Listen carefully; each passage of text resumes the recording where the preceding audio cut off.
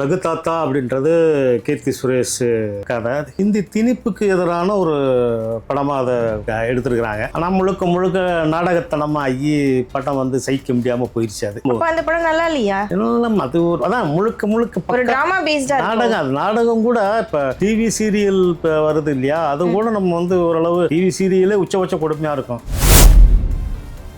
ஆக்சுவலா அவங்க கீர்த்தி சுரேஷ் வந்து இப்போ நயன்தாரா வந்துட்டு லேடி சூப்பர் ஸ்டாரா இருக்காங்களா, அது மாதிரி தானும் வரலான்னு எதுவும் ட்ரை பண்ணிருக்காங்களோ அப்படிதான் இருக்கு இல்லையா இந்த படம்? நீங்க சொல்றத பார்த்தா அப்படிதான் இருக்கு. ஆமாமா, அப்படித்தான் இருந்திருக்கணும். ஆனா என்ன பண்றது, அது நினைச்சது ஒண்ணு, நடந்தது ஒண்ணு.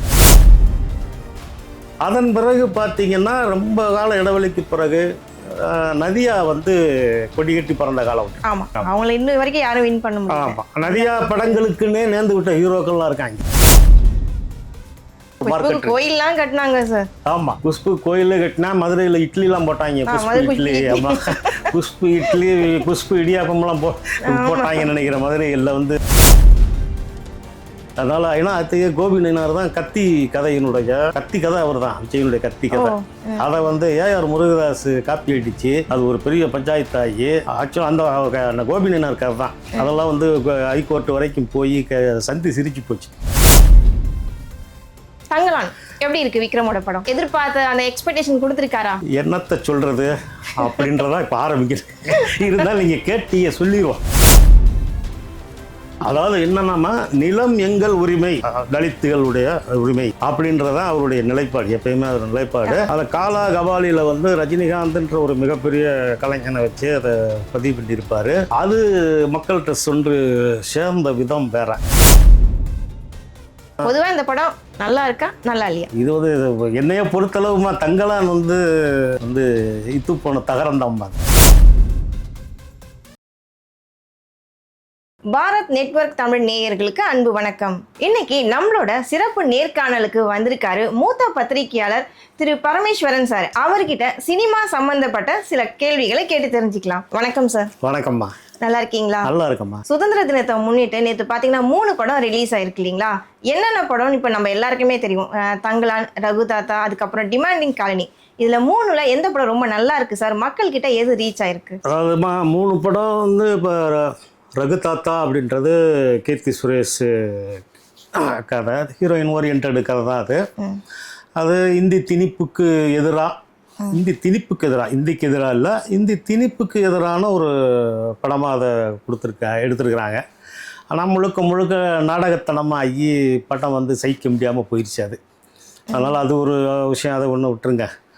அதற்கடுத்து டிமாண்ட் காலனி 2. அந்த படம் நல்லா இல்லையா? எல்லாம் அது அதான் முழுக்க முழுக்க ஒரு டிராமா பேஸ்டா நாடகம். அது நாடகம் கூட இப்போ டிவி சீரியல் வருது இல்லையா, அது கூட நம்ம வந்து ஓரளவு டிவி சீரியலே உச்சபட்ச கொடுமையாக இருக்கும். அதெல்லாம் சில நேரம் தாங்க முடியாது. அந்த மாதிரி சீரியல் நடக்கிற அந்த கதாநாயகிகள் வில்லைங்கெல்லாம் ஒரு டைப்பாக தெரிவாங்க. நம்மளால் அது சகிக்க முடியாது. அதை விட மோசமாக நாடகத்தனமாக இருக்கு. மேடை நாடகம் இருக்குன்னு சொல்கிறான் இல்லையா, அந்த மாதிரி போட்டு பேசிக்கிட்டே இருக்காங்க. படமாக சும்மா ஒரு கருத்தை மட்டும் ஒரு 4 சீனில் இந்திய திணிப்புக்கு எதிராக ஒரு விஷயம் தான். அறிஞர் அண்ணா சொன்னார் அப்படின்ற ஒரு விஷயம், தந்தை பெரியார் சொன்னார்ன்ற ஒரு விஷயம். இந்த 2 விஷயத்தை வச்சுக்கிட்டு எவ்வளவுக்கு அளவு கேவலமாக எடுக்க முடியுமோ அவ்வளோக்கு அளவு கேவலத்தை எடுத்து பக்கா நாடகம் தான். அது நாடகத்தனம் தான். படம் வந்து எந்த விதத்துலையும் வந்து அதை நம்ம வந்து சினிமாவை ஏற்றுக்கிற முடியாது. ஆக்சுவலாக பார்த்தீங்கன்னா அதில் கீர்த்தி சுரேஷ் தான் மெயின் ரோல் பண்ணியிருக்காங்க. கீர்த்திக்குன்னு ஒரு தனி ரசிகர் கூட்டமே இருக்கே சார். அவங்களுக்காகவாது இந்த படம் நல்லா எடுத்திருப்பாங்க. ஆக்சுவலாக அவங்க ஒரு ஸ்கிரிப்டோ ஒரு ஸ்டோரி செலக்ட் பண்ணால் ரொம்ப பார்த்து தானே செலக்ட் பண்ணுவாங்க. ஆமாம்மா, நீங்கள் அவங்க கதையாக கேட்கும் போது அவங்களுக்கு நல்லா தான் இருந்திருக்கும். அந்த பொண்ணுக்கு வந்து நல்லா கதையாக கேட்கும்போது டைரக்டர் வந்து லைன் பை லைனாக சொல்லும் போது ஒரு இம்ப்ரெஸ் ஆகி ஓகே பண்ணியிருப்பாங்க. ஆனால் அதை சினிமாவை எடுக்க தெரியாமல் டோட்டலாக சொதப்பி வச்சிட்டான் டைரக்டர். டைரக்டர் மேலே தான் தப்புங்கிறீங்க? ஆமாம், டைரக்டர் பண்ணால் கதையாக சொல்லும் போது நல்லா சொல்லியிருப்பாரு.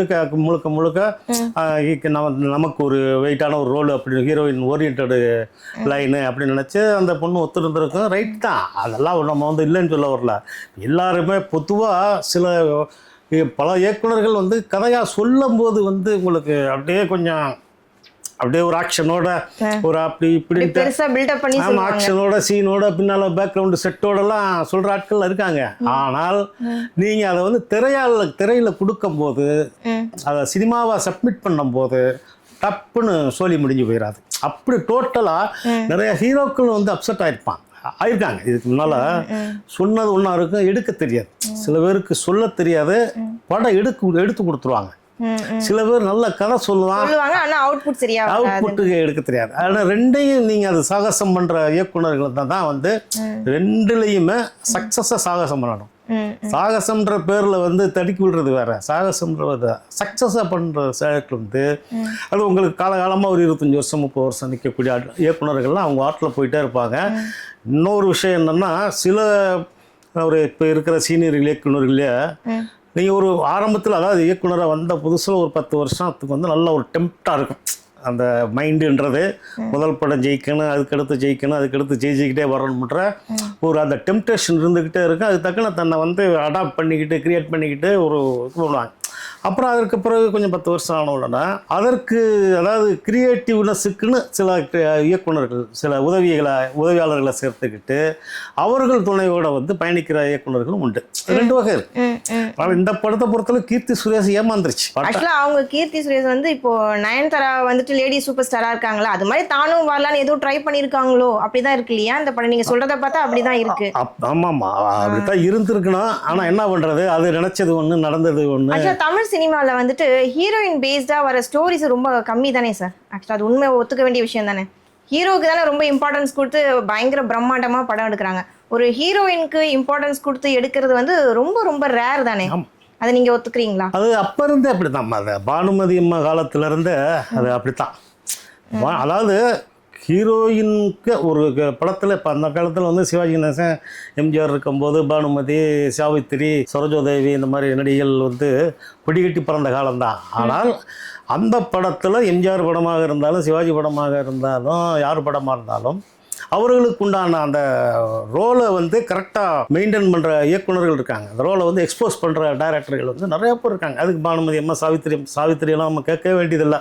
ஒரு மகா நடிகை அந்த மாதிரிலாம் ரைட்டுங்களா. பானுமதி அம்மான்றது தனிப்பட்ட ஒரு சினிமா டைரக்ஷன் பண்ணுற அளவுக்கு கூடிய திறமை உள்ள நடிகை தான் பானுமதி அம்மா ரைட்டுங்களா. சரோஜாதேவி அவங்களுக்கு உண்டான இடத்த வச்சுட்டு அப்படியே தக்க வச்சுட்டு ஒரு காலகட்டத்துக்கு பிறகு அவங்க பெங்களூர் பக்கம் செட்டில் ஆகிட்டாங்க. அதன் பிறகு பார்த்தீங்கன்னா ரொம்ப கால இடைவெளிக்கு பிறகு நதியா வந்து கொடிகட்டி பிறந்த காலம் உண்டு. ஆமா, அவங்கள இன்னும் வரைக்கும் யாரும் வின் பண்ண முடியல. ஆமா, நதியா படங்களுக்குன்னே நேர்ந்து விட்ட ஹீரோக்கள்லாம் இருக்காங்க. ஆமா, அந்த நதியா படத்துல ஹீரோக்கள்லாம் நேர்ந்து விட்டுருப்பாங்க. அந்த மாதிரி ஒரு ஹீரோக்கள் நிறைய பேர் இருப்பான். ஆனால் அது பூரா டம்மியான ஆட்களாக தான் இருப்பான். அதற்கு பிறகு நீங்க நதியாவே பார்த்தீங்கன்னா ரஜினி கூட நடிக்கணும்னு ஒரு ஆசைப்பட்டவொன்னு என்னாச்சு, சரிங்களா, அங்கே போயிடுவோம். நீங்கள் ரஜினியை வச்சுக்கிட்டு அங்கே நதியானுடைய இது செல்லுபடி ஆகாது இல்லையா. இதுதான் உண்மை. இந்த ராஜாதி ராஜா படத்துல கூட நடிச்சிருப்பாங்க, செகண்ட் ஹீரோயினா நடிச்சிருப்பாங்க. ரஜினிக்கு டபுள் ரோல் நடிச்சிருப்பாரு. அதனால அப்போ நதியா ஒரு பீரியட் இருந்துச்சு. நதியா ஒன்று தான் வந்து நமக்கு தெரிந்து இப்போ எங்க காலத்துல உண்மையை சொல்ல போனா, உங்க காலன்றது இப்போ உள்ளது, எங்க காலம் நம்ம நதியான்றது ஒரு நதியா வளையல் அப்படி இப்படின்ட்டு ஒரு இருந்துச்சு. அதே மாதிரி குஷ்புக்கு ஒரு ஓஹோன்னு ஒரு மார்க்கெட் கோயில்லாம் கட்டினாங்க சார். ஆமா, குஷ்பு கோயிலில் கட்டினா மதுரையில் இட்லிலாம் போட்டாங்க. குஷ்பு இட்லி, ஆமாம், குஷ்பு இட்லி, குஷ்பு இடியாப்பம்லாம் போட்டாங்கன்னு நினைக்கிறேன். மதுரையில் வந்து ரொம்ப திடீர்னு இந்த மதுரையில் வந்து அந்த புரட்சியெல்லாம் பண்ணுவாங்க. பயங்கர தீவிரமான ரசிகர்லாம் அங்கே தான் இருப்பாங்களோ. ஆமாம் ஆமாம். அதனால குஷ்பு ஒரு காலகட்டம் தான். ஆனால் குஷ்புவே வந்து ரஜினி, கமல், சத்யராஜ், பிரபு, கார்த்திக் அந்த மாதிரி பெரிய ஹீரோக்களோடய டிராவல் பண்ணி அப்படியே அது பண்ணி இப்போ அரசியல் இருக்காங்க. ஆமாம், அது விட இங்கே இப்போ பாலிடிக்ஸ் பக்கம் பல கட்சிகளுக்கு போய் இப்போ வந்து பிஜேபியை தமிழ்நாட்டில் வந்து தூக்கி நிறுத்துறதுக்காக நம்ம பண்ணிக்கிட்டு இருக்கு. அது ஒரு கதை விடுங்க. அதுக்கடுத்து வந்து பார்த்தீங்கன்னா நயன்தாரா அப்படின்றது ஒரு கேரக்டர். நயன்தாராவுடைய ஆரம்பமே அப்படி. இப்போ ஆரம்பம் வந்து சரத்குமார் கூட ஆரம்பிது. அது இருக்க பிறகு ரஜினி கூட வந்தது. அதுக்கு பிறகு எல்லா முக்கியமான நடிகை, எல்லா விஜய், அஜித், ஒரு மெகா நடிகர்கள், அது மார்க்கெட்டில் டாப்பில் இருக்கிற நடிகர்கள் கூட ட்ராவல் ஆச்சு. இருந்தாலும் தான் இப்போ அது வந்து முழுக்க நீங்கள் வந்து நமக்கு மார்க்கெட் இருக்குது அப்படின்றதுக்காக நீங்கள் நயன்தாராவை மட்டும் நம்பி வந்து எவனும் படம் எடுக்க மாட்டான். சரிங்களா. இப்போது ஒரு படம் எடுப்பான், அறம்னு ஒரு படம் நடிச்சது, மிக அறமான படம். ரொம்ப கேஷுவலா நடிச்சிருப்பாங்க. ஆமா, அந்த படத்தினுடைய இயக்குனர் அறமானவர். அவர் கோபி நயினார்ன்றவர் அறமானவர். டைரக்டர் நல்லா அந்த ஸ்கிரீன் பிளே நல்லா கொடுத்திருப்பாரு. அவுட்புட் நல்லா. விளிம்பு நிலை மனிதர்கள், கீழ்நிலை மனிதர்களுக்காக அவர் வந்து சிந்திக்கக்கூடியவர். அவர் இயல்பிலேயே வந்து ஒரு பெரியாரிஸ்ட் அவர். அதனால அந்த கதையை வந்து அவரை நியாயமா வந்து திரையில வந்து காமிக்க முடிஞ்சுது. அவரால் காமிக்கிறதுக்கு கூடிய தகுதி இருந்துச்சு அவருக்கு, கோபி நயினாருக்கு. அதனால ஏன்னா கோபி நயினார் தான் கத்தி கதையினுடைய கத்தி கதை. அவர் தான் விஜயனுடைய கத்தி கதை. அதை வந்து ஏஆர் முருகதாஸ் காப்பி அடிச்சு அது ஒரு பெரிய பஞ்சாயத்தாகி ஆக்சுவலாக அந்த கோபி நயினார் கதை தான். அதெல்லாம் வந்து ஹைகோர்ட் வரைக்கும் போய் சந்தி சிரிச்சு போச்சு.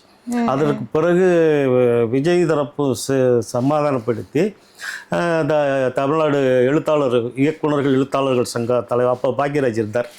அப்போ அவருடைய விசாரணையில் இவருடைய கதை தான் அப்படின்னு அவருக்கு வந்து காதுங்காது வச்ச மாதிரி கோபி நயினாருக்கு ஒரு 40 லட்ச ரூபா வந்து தயாரிப்பு தரப்புலேருந்து கொடுத்து சமாதானப்படுத்தினாங்க. அப்போது அந்த இவர் கதைன்றது அப்போவே நயன்தாராவுக்கு தெரியும் கோபி நயினாருடைய கதை அப்படின்னு. அவருடைய உழைப்பு என்ன, அவருடைய சிந்தனை என்ன அப்படின்றத அவருக்கு அந்த நயன்தாராவுக்கு தெரிஞ்சதுனால தான் அறம்படத்துக்கு முழுதாக கால்ஷீட் கொடுத்து அதை வந்து நம்ம அந்த அறம்படத்தில் நயன்தாராவை வேறுபட்ட ஒரு நயன்தாராவை நம்ம பார்க்கலாம். அவனுடைய அதாவது ஒரு மாவட்ட ஆட்சியருக்கு உண்டான இது கம்பீரம், அந்த உடை அலங்காரம், உடை அமைப்பு, அலங்காரம் கூட சொல்லக்கூடாது, சிம்பிளா நீட்டா இருக்கும், அருமையா இருக்கும். அது ஒரு பின்தங்கிய வறட்சி மாவட்டத்தினுடைய ஆட்சியராக இருக்கும்போது அதனுடைய அரசியல் தலையீடு இதெல்லாம் தாண்டி அந்த படம் வந்து ஜெயிச்சுது. ஆனால் அதற்கு பிறகு நீங்க நயன்தாரா படித்த 50 படம் அவுட். டோரான்னு ஒரு படம் நடிச்சு, அப்புறம் மாயான்னு ஒரு படம் நடிச்சு, அப்புறம் ஐரான்னு ஒரு படம் நடிச்சு, சரிங்களா. அதற்கு பிறகு இப்போ லேட்டஸ்டாக கூட அன்னபூர்ணின்னு ஒரு படம். அதற்கு பிறகு ஒரு பேய் பிடிச்ச படம் கனெக்ட்னு ஒரு படம். அது ஒரு 1.5 மணி நேரம் படம். இது படம் பார்த்தீங்கன்னா 5-6 படம் வருஷம் படம் அவுட். அதனால் நீங்கள் ஹீரோயின் ஓரியன்டை நம்பி மட்டும் நீங்கள் எவனுங்க இங்கே படம் போடுறதுக்கு தயாராக இல்லை. அதுதான் விஷயம். இப்போ நம்ம அடுத்ததுக்கு வந்துடுவோம்ப்பா.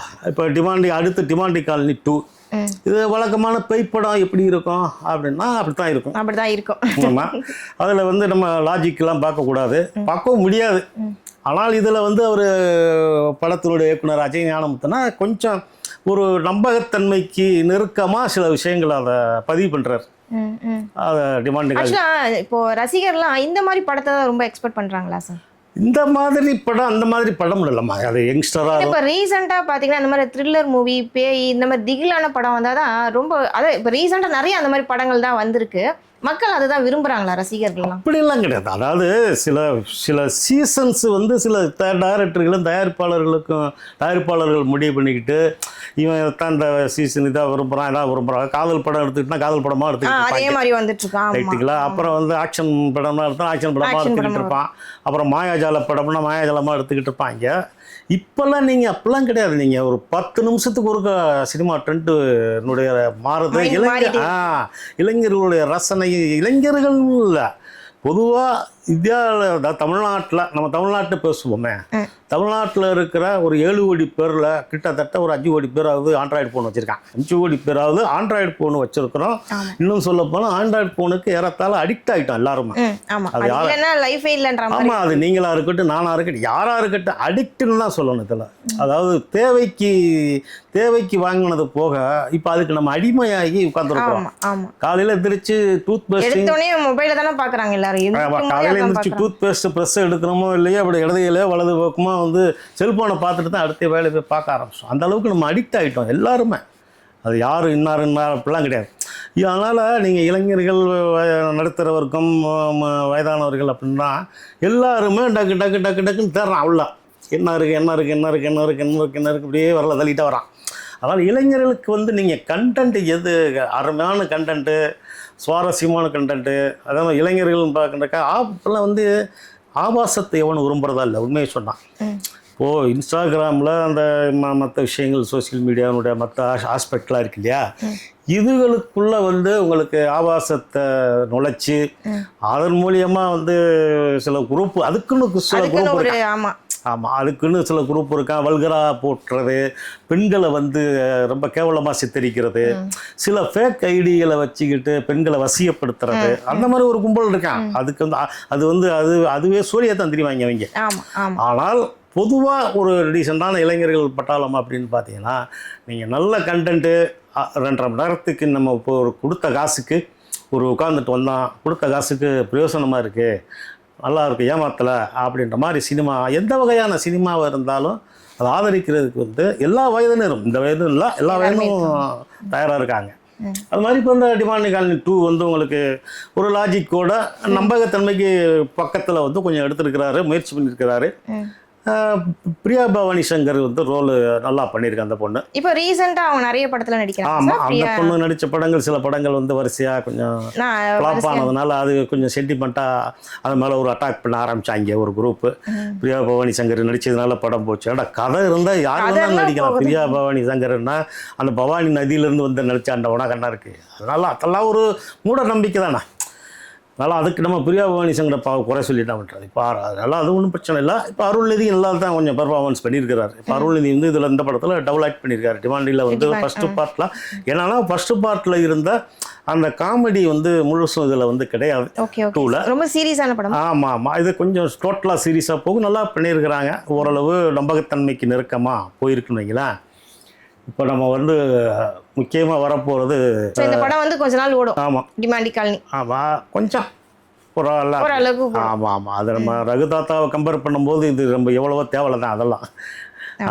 இப்போ இன்னொரு படம் ஒன்று வந்திருக்கு சார், அதுதான் முக்கியமாக நம்ம பேச வேண்டிய டாபிக். அதுதான் தங்கலான்.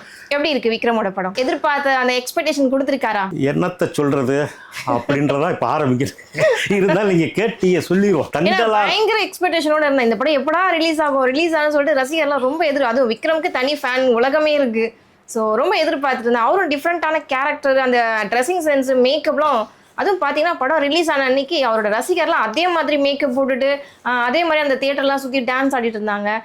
ரொம்ப நல்லா பாசிட்டிவ் வைப்ஸ்ன்னு சொல்கிறாங்க. ஆனால் நீங்கள் என்ன சொல்ல வரீங்க சார் இந்த படத்தை பற்றி? நம்ம என்னத்தை சொல்கிறது அப்படின்ற ஒரு மனநிலையில் தான் இருக்கோம். இருந்தாலும் நீங்கள் கேட்டீங்க, பொதுவாக பார்வையாளர்கள் நேயர்கள்லாம் அது அவங்கள மதிச்சாவது நம்ம பேசணும்ல. ஏன்னா அவங்கள வச்சு தான் நம்ம எல்லாருமே. ஆமாம், அதனால் அவங்கள வச்சு தான் சினிமா வச்சு தான் எல்லாருமே. இல்லை, இதை பொறுத்தளவு தங்கலான் அப்படின்றது வந்து ஒரு கோலார் தங்க வயலில் ஒரு 19ஆம் நூற்றாண்டில் வட ஆற்காடு மாவட்டத்தினுடைய ஒரு பகுதியிலிருந்து அந்த பக்கம் போய் அந்த தங்க வயலை உருவாக்குனதுக்காக தன்னையும் தன்னுடைய ரத்தத்தை இழந்து வம்சத்தை இழந்த ரத்தம் வேர்வை சிந்தி வளைச்சி அந்த தங்க வயலை உருவாக்குன ஒரு வரலாறு. அதை வந்து ரஞ்சித்து தன்னுடைய அரசியல், தன்னுடைய சிந்தனை, தன்னோட ஸ்டைலில் சொல்லியிருக்காரு. ஆமாம், அவர் அதை வந்து கலந்து இந்த படத்தை உருவாக்கியிருக்கார். இதில் என்னன்னா உங்களுக்கு விக்ரம்ன்ற ஒரு மகா கலைஞன், அவனை வச்சு இந்த படத்தை வந்து தங்கலான் எடுக்கலாம் முயற்சி பண்ணி இறங்கியிருக்கார். விக்ரமனுடைய நடிப்பு, அவருடைய உடல் மொழி இந்திய சினிமாவில் எந்த நடிகளானாலும் பண்ண முடியாத ஒரு ரொம்ப டெடிகேஷனான. ஆமாம், தன்னோட உடம்பை வருத்தி என்ன வேணாலும் கேரக்டர் கொடுத்தாலும் பண்ணக்கூடிய ஒரு டேலண்ட். அதெல்லாம் வந்து நமக்கு மெய் செலுத்தி போச்சு. அவருடைய நடிப்பு அந்த பழங்குடியினராக ஒரு கோமணமாக தான் கட்டியிருக்காரு. வேறு எந்த ஆடையெல்லாம் கிடையாது அவருக்கு. அதன் பிறகு அந்த இயற்கையாக இருக்கிற அந்த தொப்பையோடு அப்படியே அதுக்கிட்ட அவருடைய நடிப்பு, அவருடைய ஆக்ரோஷம், அவருடைய மண்ணுக்கு அந்த மக்களுக்காக போராடுற விஷயங்கள், இது எல்லாமே வந்து அளப்பரிய ஆற்றல் மிக்க நடிகருடைய ஒரு உழைப்பு, கடின உழைப்பு சொல்லலாம். அதான் சொல்லலாம், இந்திய சினிமாவில் எந்த நடிகனாலையும் இந்த மாதிரி ஒரு கதாபாத்திரத்தையோ அந்த கதாபாத்திரத்துக்காக தன்னை வந்து வருத்திக்கிறத எவனாலையும் முடியாது. அதை வந்து விக்ரம் வந்து அருமையாக பண்ணி பிரபலத்திருக்காரு. ஆனால் அவரோட உழைப்பு எல்லாமே வீணாக போச்சு. அதற்கு முழு காரணம் வந்து ரஞ்சித் தான், டைரக்டர் தான். ஏன்னா உங்களுக்கு ரஞ்சித்துக்கு பொதுவாக வந்து காலா கபாலி அப்படின்ற ஒரு பெரிய படம், மெகா சூப்பர் ஸ்டார் ரஜினிகாந்த் அப்படின்றவரை வச்சு நிலம் எங்கள் உரிமை அப்படின்றத அதில் பதிவு பண்ணுவார் காலா கபாலியில். அதில் தான் ஆரம்பிக்கிறார் அவர். அதற்கு முன்னால் வந்து மட்ராஸு, அட்டகத்தி, இந்த படங்கள்ல சார்பில் அது ஒரு வகையான படம். அது வந்து உங்களுக்கு தலித் மக்களுடைய வாழ்வியல் சினிமா தான் அது. மெட்ராஸ் அட்டகத்தினா ஹிட்டான மூவி தானே சார், ரொம்ப கேஷுவலாக சொல்லியிருப்பாரு, ரொம்ப நல்லா. ஆனால் இப்போ அந்த தங்கலன் கம்பேர் பண்ணும்போது தங்கலன் கொஞ்சம் ஓவர் எக்ஸ்பெக்டேஷனோட போயிட்டாரோ அப்படிங்கிற மாதிரி ஒரு கேள்வி இருக்கு. அதாவது என்னன்னா, நிலம் எங்கள் உரிமை, தலித்துகளுடைய உரிமை அப்படின்றதான் அவருடைய நிலைப்பாடு, எப்பயுமே ஒரு நிலைப்பாடு. அதில் காலா கபாலியில் வந்து ரஜினிகாந்த்ன்ற ஒரு மிகப்பெரிய கலைஞனை வச்சு அதை பதிவு பண்ணியிருப்பார். அது மக்கள்கிட்ட சென்று சேர்ந்த விதம் வேற. அதுக்கு முழு காரணம் வந்து ரஜினிகாந்த் என்ற ஒரு மகா நடிகன், மகா கலைஞன். அதில் வந்து எந்த மாற்று கருத்தும் கிடையாது. அந்த ரஜினிகாந்த்ன்ற நடிகன் இல்லை, கபாலிக்கும் காலாவும் சான்ஸ் கொடுக்கல அப்படின்னா இன்னைக்கு இந்த ரஞ்சித்தே இல்லை. இதான் உண்மை. இதை பல பேர் நம்ம சொல்லுவான், அவர் அப்படி, அவர் தான் அப்படி வந்தார், இப்படி வந்தார் அவருக்கு. அதெல்லாம் ஒரு கலைஞனுக்கு, ஒரு திரைக்கலைஞனுக்கு, ஒரு நடிகனுக்கோ இயக்குனருக்கோ ஒரு சந்தர்ப்பம் கொடுக்கறது விஷயம் இருக்குது பார்த்தீங்களா. அந்த சந்தர்ப்பம் கொடுத்து அவனை வந்து அப்படி தூக்கி விடுறதுக்குல்ல, அதுக்கு ஒரு ஆள் இருந்திருக்கணும் கண்டிப்பாக. நீங்கள் அந்த சந்தர்ப்பம் அந்த நேரத்தில் சந்தர்ப்பம் இல்லாமல் நழுவி போச்சுன்னா அதற்கு பிறகு நீங்கள் வாய்ப்புகளுக்கு மிகப்பெரிய போராட்டம் நடத்தும். இதுதான் சினிமா. அதனால் ரஜினிகாந்த் என்ற மகா கலைஞன் வந்து காலாவிலையும் கபாலிலையும் கொடுத்த அடையாளம் தான் வந்து ரஞ்சித்து. அப்போ அந்த 2 படங்கள்லையும் தன்னுடைய அரசியல் நிலைப்பாட்டை, தலித்துகளுக்கு ஆதரவான நிலைப்பாடு, சாதிய கொடுமையில் எல்லாமே மிக தெளிவாக, மிக நேர்மை அப்படியே பதிவு பண்ணிட்டு வந்தார். மக்கள் வந்து அதை ஏற்றுக்கிட்டாங்களா. இதுதான் உண்மையும் கூட. ஆனால் அதற்கு பிறகு என்னன்னா, அவர் வந்து நீலம் ப்ரொடக்ஷன்ஸ் ஆரம்பிக்கிறாரு. அதற்கு பிறகு சில விஷயங்கள், படங்களை வந்து சில தலித்து வாழ்வியல் சம்மந்தப்பட்ட படங்கள், சமூக ஒடுக்குமுறை சம்மந்தப்பட்ட படங்களை அவர் தயாரிக்காட்ட கூட வேறு யாரும் தயாரிச்சிருந்தால் கூட அதை வாங்கி அவருடைய பேனரில் ரிலீஸ் பண்ண பல நல்ல வேலைகளையும் பண்ணார். அது ப்ளூ ஸ்டார்னு ஒரு படத்தை வாங்கி ரிலீஸ் பண்ணார். அதற்கு பிறகு இந்த ஜே பேபின்னு ஒரு படம், அது வந்து உங்களுக்கு அம்மா தாய் மகனுடைய பாசத்தை முன்னிறுத்தின படமாக இருந்தால் கூட அதுலேயும் வந்து அந்த அடித்தட்டு மக்களுடைய வாழ்வியல் இருக்கும். அதனால் அந்த மாதிரி படங்களை ஆதரித்து, அந்த மாதிரி படங்கள் தயாரித்து அதை வெளியிட முடியாமல் இருக்கும்போது அதற்கு வந்து தன்னுடைய நீலம் ப்ரொடக்ஷன்ஸை வந்து பேனருக்கு கொடுத்து அதை வாங்கி அதுக்கு ப்ரமோட் பண்ணி நிறைய விஷயங்கள் பண்ணுறாரு. அதன் பிறகு நீலம் பண்பாட்டு மையம்னு ஒன்று வச்சுருக்கிறாரு, அதற்கு ஒரு சில விஷயங்கள் பண்ணுறாரு. அவர் ஒரு லைப்ரரி ஒன்று நடத்துகிறாரு, இலவச லைப்ரரி. அதற்கு பிறகு ஆண்டுதோறும் வந்து ஒரு திரைப்பட விழா ஒன்று நடத்துகிறாரு. அது வந்து தலித் சம்மந்தப்பட்ட சினிமாக்கள் மட்டும்தான். உலக சினிமாவிலேருந்து உள்ளூர் சினிமா வரை, ஹாலிவுட்லேருந்து ஹாலிவுட் சினிமா, தெலுங்கு, கன்னடம், ஹிந்தி, தமிழ், மலையாளம், இதில் வந்து உங்களுக்கு தலித் வாழ்வியல் சம்பந்தப்பட்டது, பிற்படுத்த அடித்தட்டு மக்கள், ஒடுக்கப்பட்டவருடைய விடுதலை, இந்த விஷயங்களுக்கான சினிமா யார் எடுத்திருக்காங்க அதெல்லாம் தேடி பிடிச்சி வந்து அது ஒரு திரைப்பட விழா ஒன்று நடத்துறாரு. இதெல்லாமே நல்ல விஷயம் தானே சார்? நம்ம இதெல்லாமே நல்ல விஷயம் தானே? ஆமாம், நல்ல விஷயம். நம்ம யாருமே வந்து நல்ல விஷயம் இல்லை, இது யாருமே இவ்வளோ சீக்கிரம் ஷார்ட் டைம்ல யாரும் பண்ணதில்லை. இவர் எடுத்து பண்ணும்போது பாராட்ட வேண்டிய ஒரு விஷயமா தானே இருக்கு. அதாவது யாருமே அவருடைய சினிமா நகர்வுகளை, சினிமா இது வந்து யாருமே வந்து அவருடைய இதை வந்து கார் குற்றம் சொல்லலை, குறை சொல்லணும், குற்றம் சொல்லணும் நோக்கமும் இல்லை, சரிங்களா. ஆனால் நீங்கள் இன்னொரு தயாரிப்பு நிறுவனம் ஒரு கைவர்த்து ஒரு மெகா தயாரிப்பு அப்படின்ற இதுக்கு வரும்போது அதைத்தான் நான் சொல்கிறேன். காலாவிலையும் கபாலிலையும் ஏற்றுக்கிட்ட அவருடைய கருத்துக்களை ஏற்றுக்கிட்ட தமிழ்நாட்டு மக்கள், பொதுமக்கள் எல்லாருமே, அதாவது ஒரு சமூக சிந்தனை, சமூக அக்கறை உள்ள ஆட்கள் எல்லாருமே தங்களான ஏற்றுக்கல உண்மை. எக்ஸ்பெக்டேஷனோட போறவங்களுக்கு ஏமாற்றத்தோட வராங்க. அதாவது நீங்கள் வணிக சினிமான்னு வந்துட்டீங்கன்னா, வணிக சினிமா, கமர்ஷியல் சினிமா அப்படின்னு நீங்கள் அந்த எல்லைகளில் வந்துட்டீங்கன்னா நீங்கள் அதுக்கு நீங்கள் சில சமரசங்களுக்கு உட்பட்டு ஆகணும். உங்களுடைய வீராப்பையும் பேச்சையும் வந்து நீங்கள் அதுக்குள்ளே கொட்டினீங்க அப்படின்னா அது டோட்டலாக நாஸ்தி ஆகிடும். தங்களான் அப்படித்தான் நாஸ்தியானது. காட்சி ரீதியாக, அதை அந்த நடிகருடைய உழைப்பு ரீதியாக எதையுமே நம்ம வந்து குறைய சொல்லலை. முழு சரிங்களா. அதாவது விக்ரம் வந்து அவரோட பாட்டை கரெக்டாக பண்ணியிருக்காரு. விக்ரம் சரி, அந்த அவருடைய மனைவியாக நடித்த பார்வதி திருவோத்தும் சரி. அதற்கு பிறகு அந்த ஆரத்தின்னு ஒரு கேரக்டர், அந்த மாளவிகா மோகனன் வருது, அது வந்து சாத்தானா பேயா பிசாசா ஒரு குழப்பம், சரிங்களா. அது மாதிரி சில விஷயங்கள் என்னென்னா, இப்போ அவரோட படங்கள் காலாலயங்க பாலையிலையும் நிலமங்கள் உரிமைன்றதை அரசியல் சார்ந்து அப்படி கொண்டு போவார். இதில் வந்து என்னென்னா, இப்போ அந்த ஒரு நிலத்தை தேடி, தங்கத்தை தேடி அந்த தங்க புதையலுக்காக வெள்ளைக்காரன் வந்து இந்த மக்களை வந்து கொண்டு போகிறான். அப்போது அந்த பண்ணை ஊரில் வந்து அந்த ஊரில் ஒரு பண்ணையார் இவர்களுடைய நிலத்தை பெரும்பகுதி ஆக்கிரமித்து அவர்களுடைய நிலத்திலே அவர்கள் அடிமையாக வச்சிருக்கிறான் ஒரு பண்ணையார். அந்த பண்ணையார்ட்டிருந்து நம்ம ஏன் இவன்கிட்ட போகக்கூடாது, வெள்ளைக்காரன் போனால் நல்ல சோறு தர்றேங்கிறான், நல்ல பள்ளிக்கூடம் தர்றேங்கிறான், நம்ம பிள்ளைகள்லாம் நல்லா இருக்கும்ல அப்படின்னு சொல்லி விக்ரமை வந்து அவன் தயார்படுத்துகிறான். Okay okay. விக்ரமை தயார்படுத்தி நீ போய் மக்கள்லாம் கூட்டு வா, உனக்கு நான் நல்ல கூலி தர்றேன், நல்ல சாப்பாடு கொடுக்குறேன் அப்படின்னு சொல்லி கூப்பிட்டு போகிறான். சரிங்களா? அப்போ கூட்டிகிட்டு போகும்போது முதல்ல விக்ரம் மட்டும் போகும்போது விக்ரமை வந்து அந்த வெள்ளைக்காரனை வந்து சில இடங்களில் அந்த ஒரு இப்போ கரும் சிறுத்தை ஒன்று ஒரு அட்டாக் பண்ணும்போது அந்த வெள்ளைக்காரனை விக்ரம் காப்பாற்றுறாரு. அப்போ தங்கலான் அப்படின்னா இவர் பேர் இப்போ தங்கலான்னா இவருடைய தாத்தா ஒருத்தர் தங்கலான், அவருக்கு ஒரு 3 பேர். ஆக்சுவலாக பார்த்தா இது வந்து 2 ரோல் தான் விக்ரமுக்கு. தாத்தா தங்கலான் அவர் காலத்துலேருந்தே அந்த கதை தொடருது.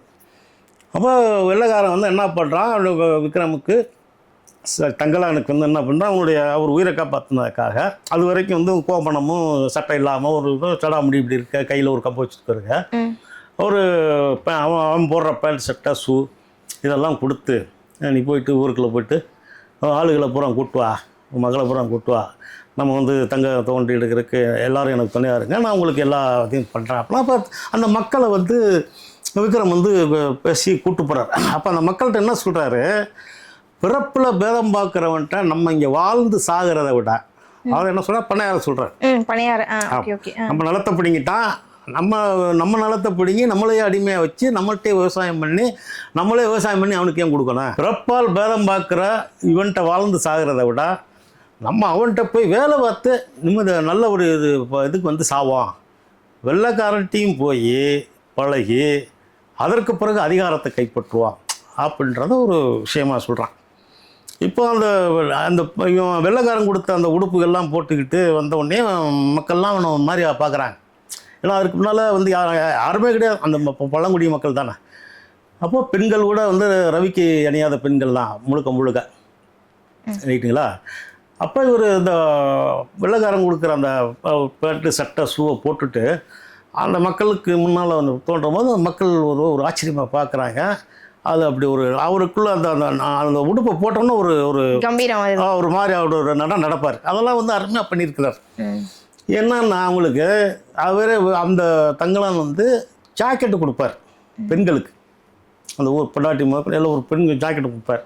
நமக்கு என்ன சந்தேகம்னா, வெள்ளைக்காரன் வந்து உடுப்பு கொடுத்தது தங்கலானுக்கு, அவன் எப்படி ரவிக்கெல்லாம் கொடுத்தான், ரவிக்கு எங்கிட்ட கொடுத்தாங்க. இந்த படத்தில் வந்து நிறைய சின்ன விஷயங்கள் வந்து டவுட்டாக வருதுன்ற. அவர் பாறைக்குள்ளே தான் எல்லாம் பாருங்க, ரவிக்கெல்லாம் கொடுத்து வரான் அப்படின்னு தெரியல. சரி அதை ஒரு விடுங்க. முழுக்க இது வந்து என்னென்னம்மா டாக்குமெண்ட்ரித்தனமாக போய் யாருக்குமே வந்து இது இல்லை. சில பேர் வந்து அண்டை கொடுப்பான்.